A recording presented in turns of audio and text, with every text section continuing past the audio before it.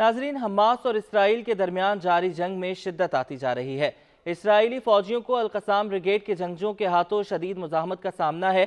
Israel के साबिक फौजी और इंटेलिजेंस हुकाम ने एतराफ़ किया है कि हमास की फौजी सलाहियतों में कमी के कोई आसार नहीं है। अमरीकी अखबार से गुफ्तगू करते हुए दो साबिक इसराइली फौजी और इंटेलिजेंस अफसरान ने कहा कि गजा की क़यादत के लिए भी हमास के सियासी क़ुव्वत में कोई फ़र्क नहीं आया। उन्होंने कहा कि इसराइली हुकाम का हमास को तबाह करने का दावा गलत है। हमें हर रोज़ सख्त मुज़ाहमत का सामना है। पेशा लिहाज से हमास की सलाहियत पर उन्हें क्रेडिट दिया जाना चाहिए। इसराइली फ़ौज के साबिक जनरल ने भी अपनी फ़ौज के झूठ का भांडा फोड़ते हुए कहा कि इसराइली फ़ौज हमास के जानी नुकसान के बारे में झूठ बोल रही है।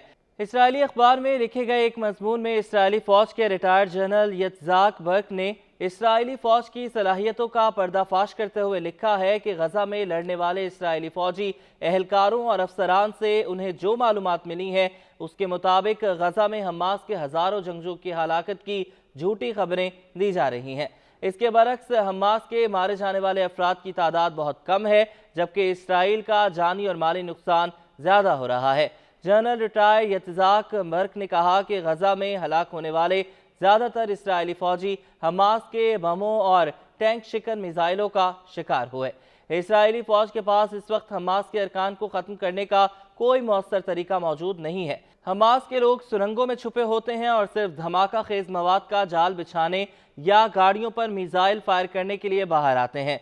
जनरल रिटायर्ड यत्ज़ाक बर्क ने कहा कि इसराइल के पास हमास की सुरंगों का कोई हल नहीं है। साबिक इसराइली फौजी अफसर ने मजीद कहा कि इसराइली फौज के तर्जुमान और आला दफाई हुक्काम जंग की धूल छट जाने और हकीकी तस्वीर वाज़े होने से कबल जंग को एक अजीम फतह के तौर पर पेश करना चाहते हैं। इस मकसद के लिए वो बड़े टेलीविजन चैनल्स के नामा निगारों को गजा में मुबैना फतह दिखाने के लिए ला रहे हैं। वो दरअसल सिर्फ शेखियाँ भगा रहे हैं।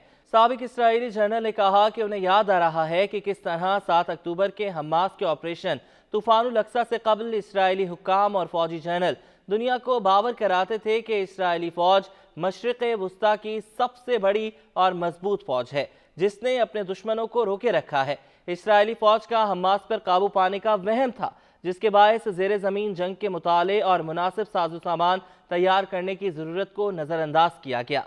साबिक इसराइली जनरल ने मजीद कहा कि हमास की सुरंगों की तबाही में कई साल लगेंगे और इसमें इसराइल को भारी नुकसान उठाना पड़ेगा।